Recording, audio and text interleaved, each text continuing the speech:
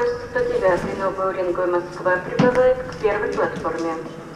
Скорый поезд 109 Новый Уренгой Москва прибывает к первой платформе. Проходите. 11-е. Я вас проведу. Okay. Нет, это уже останется мне, вы проходите. Я вас проведу.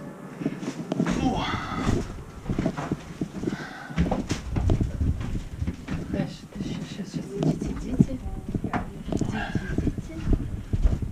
Вот. This one? Да. Okay, thank you. Hi. Я не говорю по-русски пока. Будем учиться, да? Sorry.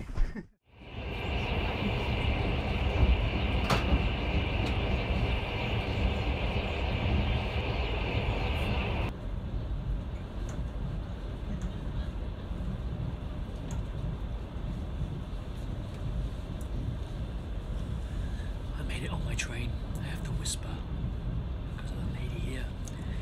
She's my bunk buddy for the next 27 hours.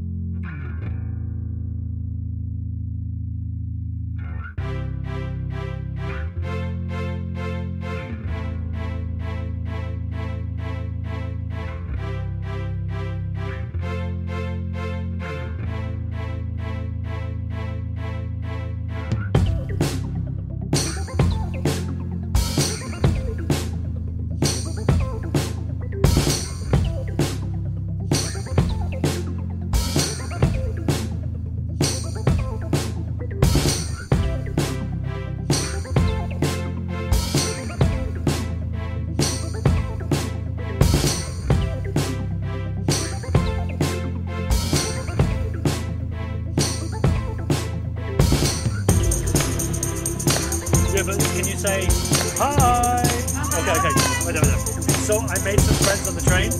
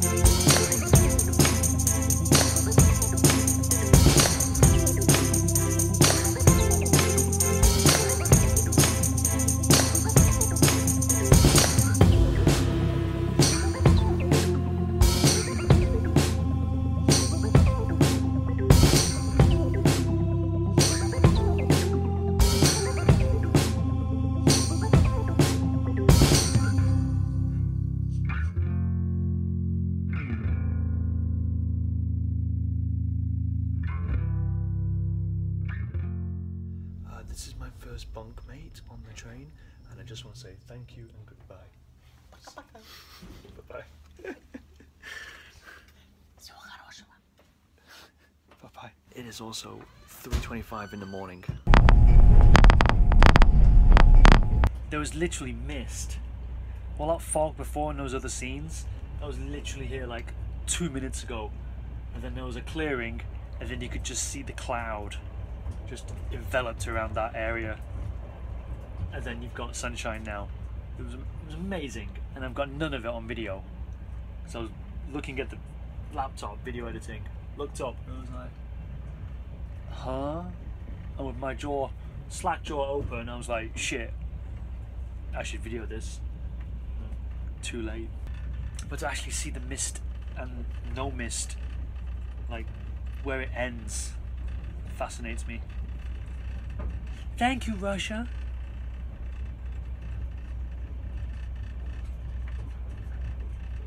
Thank you, Russia, for making me see a glimpse of it. Whoa. I'm still on my own. If you're concerned about storage space, don't be. If you're concerned about storage space, don't be. If you're concerned about storage space, don't be. There's loads here. Anyway, how do airplanes compete with all this space? They can't.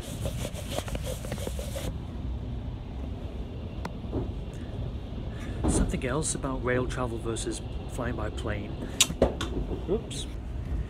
There's also something else about the difference between air flight and train travel, and it's that train travel, elements of it is still romanticized.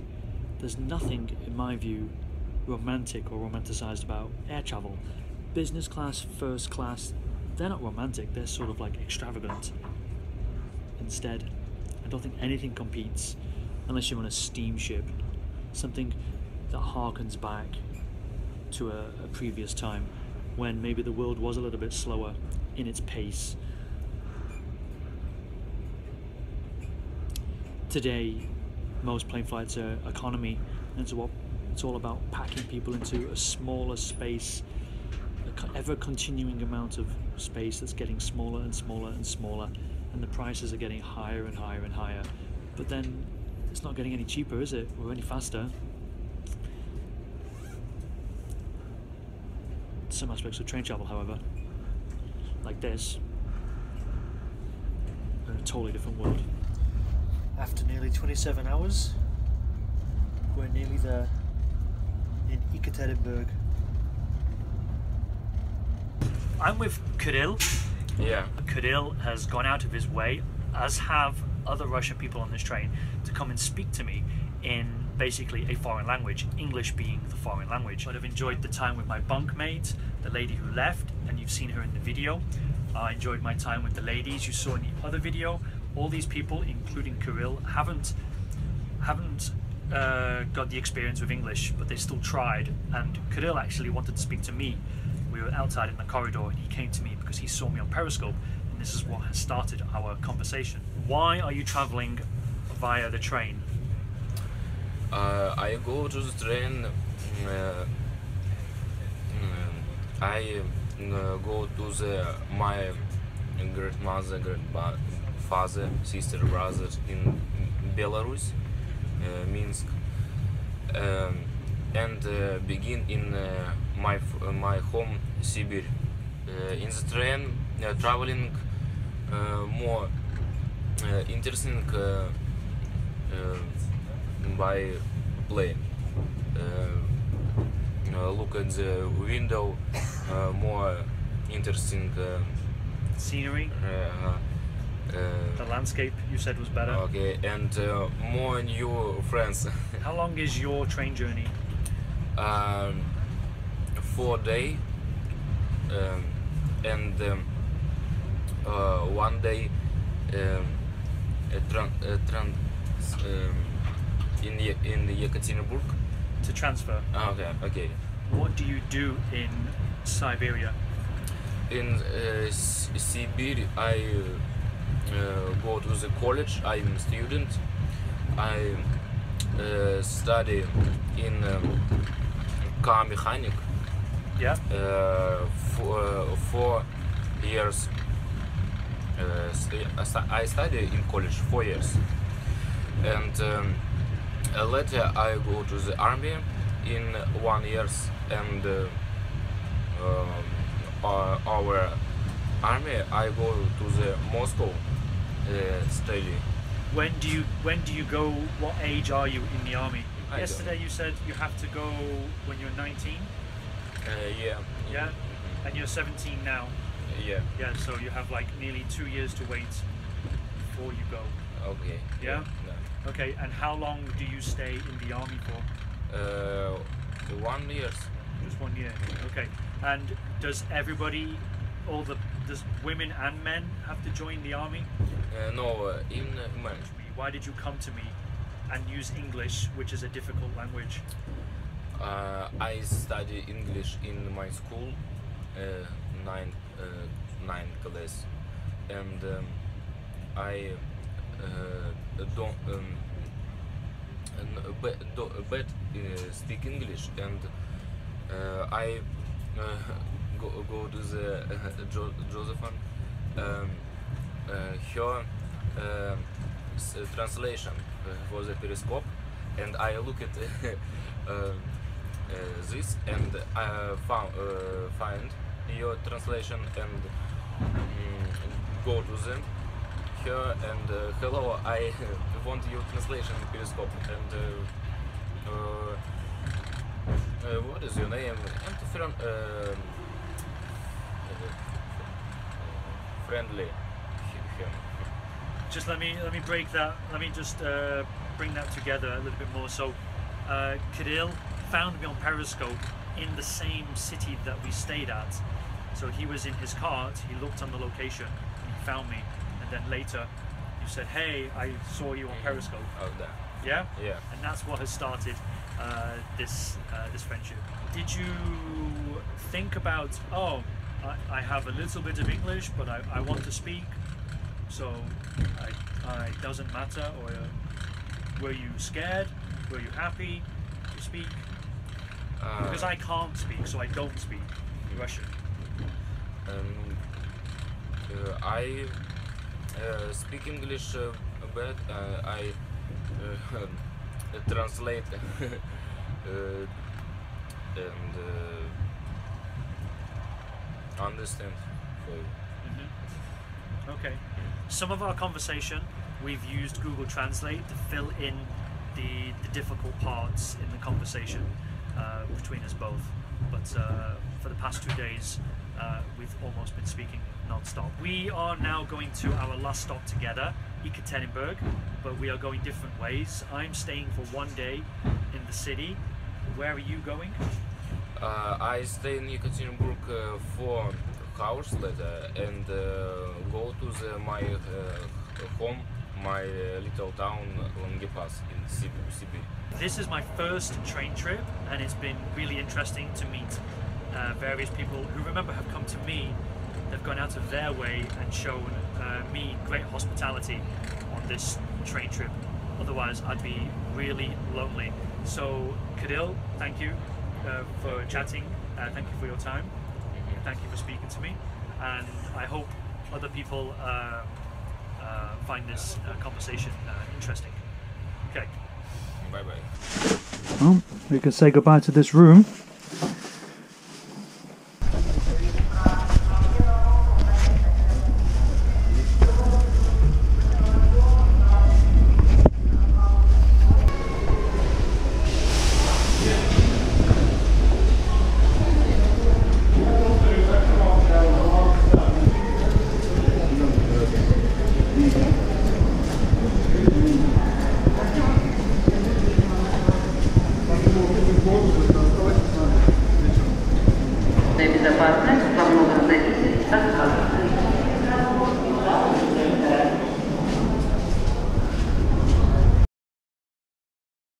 That's where the video ends.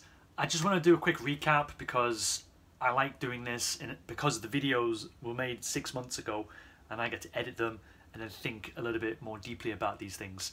The first point is that the sunglasses I'm wearing aren't sunglasses, they're blue blockers.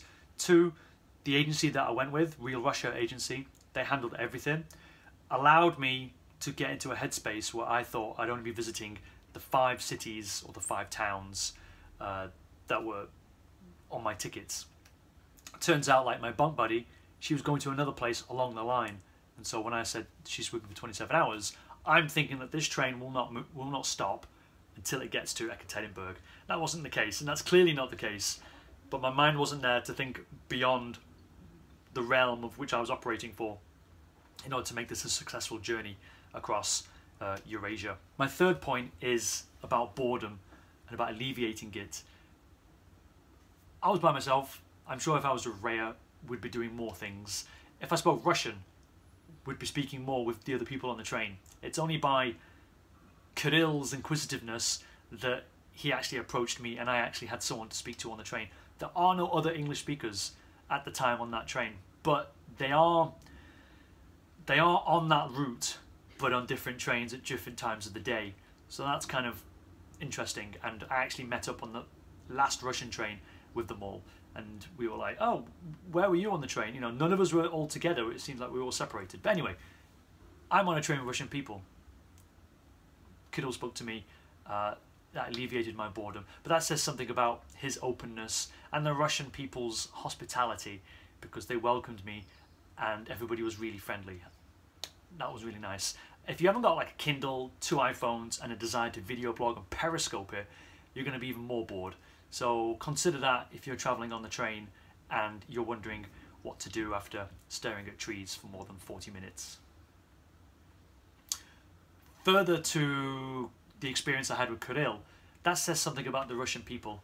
I had some anxieties before I went to Russia, and you know, I didn't walk into Russia thinking I was going to get knifed or anything, but the possibility is always there when you go into a foreign country, especially one like Russia, which does have some internal problems with minorities. But all countries are like this. And so when you step away from it and realise that we're being constantly influenced by the media and what the media wants to say negatively about another country, it changes our perceptions. And so through some feedback live streaming, people had said, you've really humanised the Russian people. And shout out to Spare Me for saying that. But I don't really think I did anything to humanise them. I mean, I pointed the camera at them and they accepted it. It was all them. They made the effort to speak to me in my language. They made the effort to smile when I said, I don't speak your language, but I'm in your fucking country, so deal with it. And they did deal with it. I mean, that's the attitude that I'm setting up, isn't it? So they were very accommodating, all the Russian people on that first leg of the journey. And I hope you can see that and remember that and go consider that if you ever want to visit Russia. Again, it's my fault if I didn't speak Russian.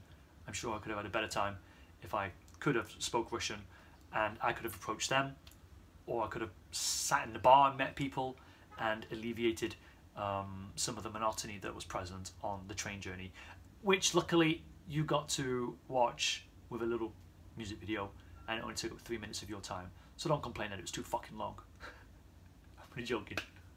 But it is relative. Some people will say, oh, that chat with Kirill, that was too long. It made the video boring. That music video went on for too long. It was boring. Can't please everybody. And I know, sure as shit, someone's going to put a dislike on this video. There's one person who does it. It's so annoying.